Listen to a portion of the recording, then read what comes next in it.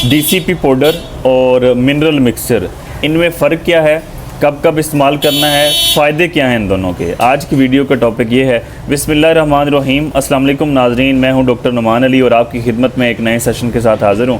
एक भाई की तरफ से सवाल पूछा गया है कि डीसीपी पाउडर और मिनरल मिक्सचर और मल्टी वाइटो मिनरल्स, इनमें फ़र्क क्या है, फ़ायदे क्या हैं, कब कब इस्तेमाल करना है। सबसे पहले जो डीसीपी है ये मुखफ़फ़ है डाई कैल्शियम फास्फेट का। इसमें सिर्फ दो एलिमेंट हैं, एक कैल्शियम और दूसरा फास्फोरस। कब कब इस्तेमाल करना है, कौन सी बीमारी इससे बच सकती है। कैल्शियम की कमी होगी जानवर को, एक तो हड्डियाँ मजबूत नहीं होंगी, दूसरे नंबर पे जानवर का हैवाना इतना बड़ा नहीं होगा, दूध की पैदावार में कमी होगी। तीसरे नंबर पे जानवर को जब बच्चा देगा उसके बाद कमज़ोरी ज़्यादा होगी, सोतक का बुखार जिसे बोलते हैं, हाइपोकैल्सीमिया, कैल्शियम की कमी, जानवर बैठ जाता है, तो इस तरह की बीमारी पैदा हो सकती है। फास्फोरस की अगर जानवर में कमी होगी तो शर्कन जिसे एक बीमारी सादा फार्मर की ज़बान में बोला जाता है, हाइपोफास्फेटेमिया, अलामत ये है कि जानवर के खून में से पेशाब में से खून आएगा, तो वो फास्फोरस की अक्सर कमी की वजह से ही होता है। तो अच्छा, इसका इस्तेमाल किस तरह से कर सकते हैं हम। देसी कौन सी ऐसी चीज़ें हैं जिससे हम कैल्शियम की कमी को पूरा कर सकते हैं। अंडे का जो ऊपर वाला छिलका है वाइट कलर का, सफ़ेद रंग का, उसमें भी कैल्शियम की काफ़ी मकदार होती है। उसे मुर्गियों के अंदर भी खिलाने में, मुर्गियों को भी डाइट में दिया जाता है, बड़े जानवरों में भी उसका इस्तेमाल एज ए कैल्शियम सोर्स के किया जाता है। चूना जो है वो भी कैल्शियम का एक सोर्स है, उससे भी जानवरों की खुराक में इस्तेमाल किया जाता है। जानवरों की जो हड्डियां हैं उनको भी कैल्शियम का एक सोर्स बना के उनका भी इस्तेमाल किया जाता है। तो जो कुल मिला के बात ये है कि जो डीसीपी पाउडर है उसमें सिर्फ कैल्शियम और फास्फोरस होती हैं, जो कि बजाते खुद मिनरल्स ही हैं। अब जो मिनरल मिक्सचर्स आते हैं, जिस तरह एलएस मिनरल्स है, तो उसमें कैल्शियम भी मौजूद होती है, फास्फोरस भी मौजूद होती है। उसके अलावा मैग्नीशियम है, सोडियम है, आयरन है, जिंक है, मैंगानीज़ है, कोबाल्ट है, कापर है, इस तरह की सारी चीज़ें मिनरल मिक्सचर के अंदर मौजूद होती हैं।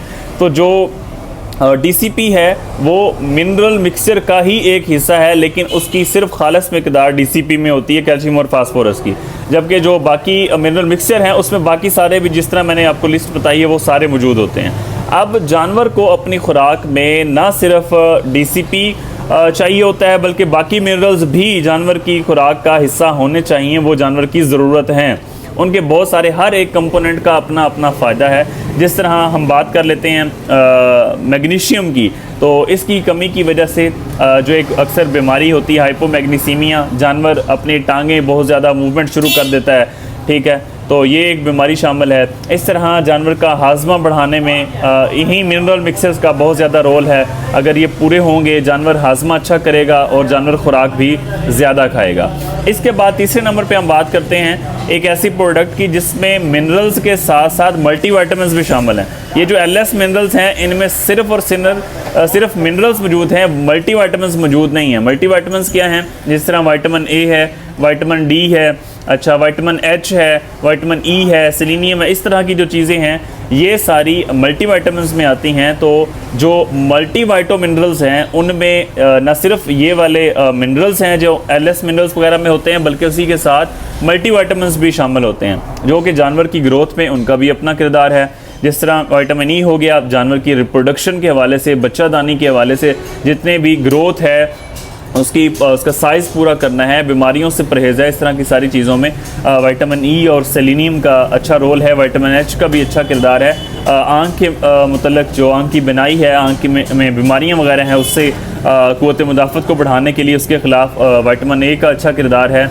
इस तरह हड्डियों को मजबूत करने के लिए, कैल्शियम को अब्ज़ॉर्ब करवाने के लिए विटामिन AD3 का रोल है। इस तरह ये वाली जो चीज़ें हैं ये मल्टी वाइटो जो मिनरल्स हैं उनके अंदर शामिल होती हैं। जिस तरह वाइट गोल्ड है उसमें मल्टीविटामिन्स भी शामिल हैं और मिनरल्स भी शामिल हैं।